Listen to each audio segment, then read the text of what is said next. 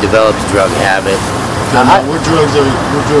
Currently, I'm using methamphetamines. I've been seeing a lot of people out here doing that. Yeah, it's Phoenix, you know. Yeah. Now, do they have any programs to help you out in it? You know, I've not looked for one. You know, if I was in Dallas, I'd be smoking crack. You know. Oh wow. Okay. You know, it just depends. You know where I'm at. I'm self-medicating, I would think. You know. What is your health condition? No, it's more of an emotional condition, I would think.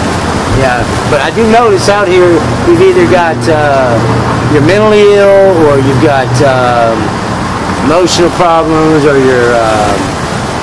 yeah, that's just about it. I see that a lot of people are on here on right here on Dunlap, right here on Peoria. Yeah. You know, out here in the streets. You know what I'm saying, in the middle. Now, I see you had your sign. What does your sign say?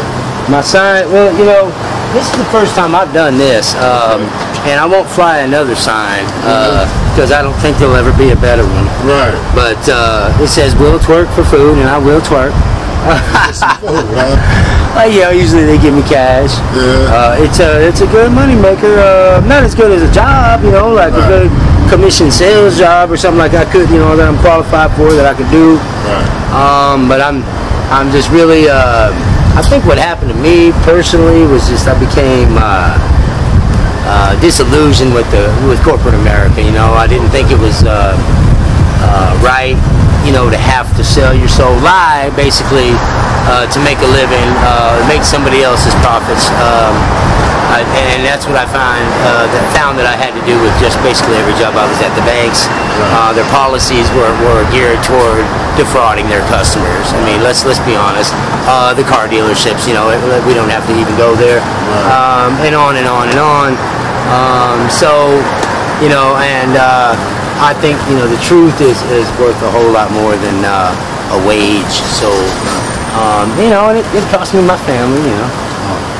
Well, let me ask you this. You seem like a real intelligent guy, and I meet a lot of intelligent people out here with bachelor degrees and all went to college and school. I mean, is America... State of Texas clocked me doing 148 on the IQ highway.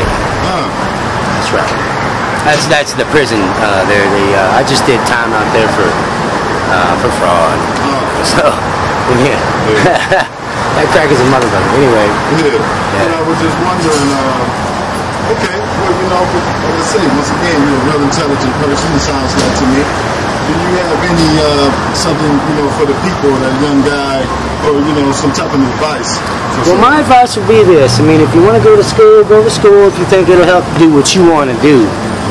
But school's not important for everybody. The most successful people the most successful person I know dropped out the sophomore year of high school and followed his dream.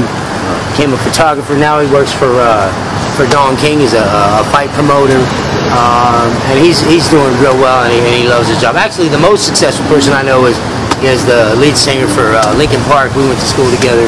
Chester Bennington. I don't really know the guy. I mean, I used to buy weed off his girlfriend. Right. Yeah. I mean, I should have never went to school. You know, I'm an inventor. You know. I got some things in the works right now. So. Well, you know what? I hope it all comes together for you, and I know that you're a good guy. You got a good heart, man, and you know what I'm saying. Stay out here. I appreciate it. You haven't seen the last of Elvis Newton.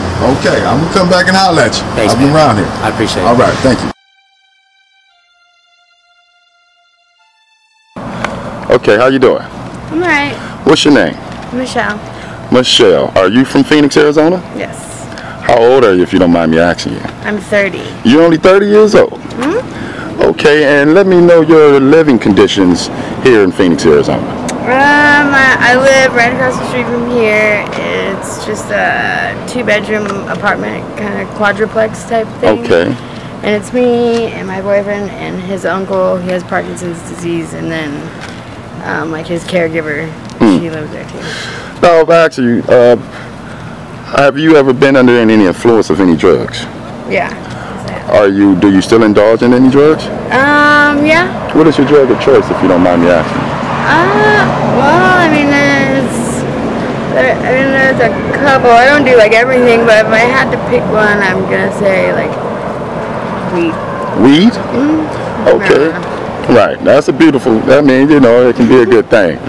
Well, what about, have you ever indulged in any methamphetamines? Heroin? Yep.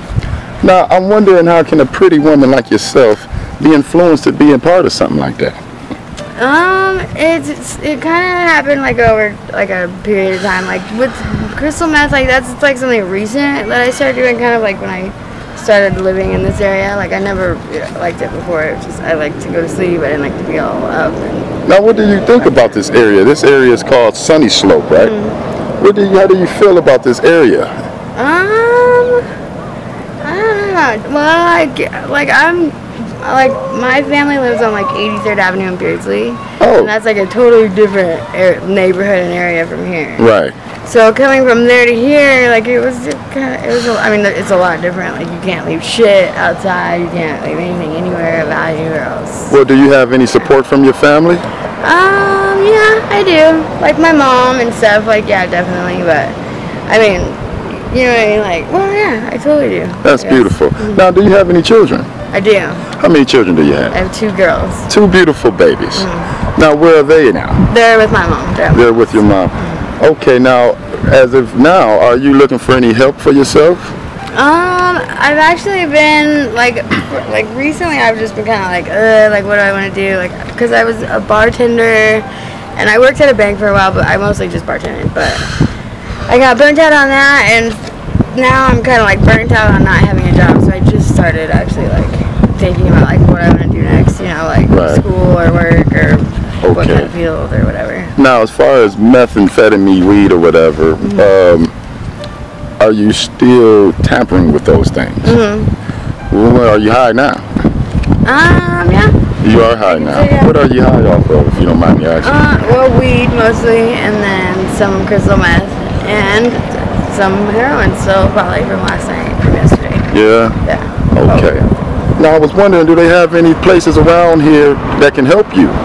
What do you mean, like get off drugs? Well, some type of support system that, or something that can help you here. Because I'm hearing they have something around here. Yeah, they do. They have like halfway houses type things. Yeah. Have you tried to get any of that type of help? No, I haven't tried. I haven't gone like straight into the halfway house. Like I've gone to a halfway house, but that was after I kind of went like to detox and sort of like, you know what I mean? Right. It wasn't me just like jumping from the streets into a halfway house. It was going, you know what I mean? Okay. Well, I was wondering because, like I said, I'm from Ohio, right?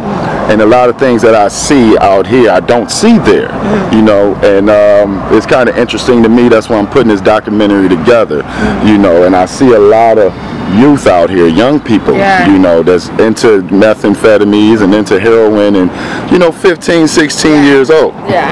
You know? That, like when I was younger, like when I was like 15 or 16, like I never even heard of it, saw it, nobody around me heard of it, saw it, talked, you know what I mean? Like it wasn't around. Well, I mean, that was my other question. How old were you when you first started? When you first did a hard drug, not marijuana? Yeah, like meth or heroin or coke or something like that. I was like well into my 20s. Yes. I think it was like me going from waitressing to bartending and like kind of going into that like lifestyle. You know what I mean? I think that's kind of what got me introduced to it. Now, has drugs influenced you to do anything that you wouldn't normally do, or that you what, like this, what, prostitution? No. Like, thank God. Like, you know what I mean? I don't know what it is. Like, if it was the way I was raised or just my morals or values or whatever. Like, I can't. I've never needed it that bad. You know what I mean? Right. But like I've stolen shit before, and you know, and like I would have never done that before. You know what I mean? Like, Where are you stealing from when you steal these things? Well, I mean, it depends. Like, sometimes it'll be like people, sometimes it'll be stores, sometimes, you know, it's just when an opportunity presents itself. Okay. Well, I want to ask you, how committed are you feeling in getting help for yourself? Well, I've done it. Like, I did it already, and I was, you know what I mean? I did good. It's just like when they say one day at a time, like you have to take one day at a time. Like, well, now hold on. Let me ask you this, because I've heard that also. What does one day at a time mean to you? To me, like it means like if you wake up and you're having like a bad day and you're just like shit, like, you know what I mean, like whatever your drug of choice may be, if you feel like that's what you need to get through your day or something, like you have to just kind of distract yourself from that thought. And does that work? Put your energies. It does. Does one day at a time work? Yeah. Has it worked for you? Okay. Like I just have to tell myself that every day when I wake up. And that helps you. So how did you? How are you high now? Did you tell yourself that now? Just one day, I was just like, either I wasn't distracting myself, I didn't want to distract myself, or you know what I mean, just whatever I saw. It was just too easy that day to. You know what I mean? Okay. And what's your name again? Michelle. Michelle, I want to tell you something. You seem like a very beautiful woman, and you seem like you have a lot more future ahead of you. And I really hope that you get the help that you need, you know what I'm saying, to take care of those children, you know, that you have, because it's real serious out here. And like I said, you know, I don't know as far as programs they got around here, but I wish that you can find something to help you out. Yeah. And I really enjoy talking to you. Awesome. Thank you. Thank you. You shake your hand. Okay. All right.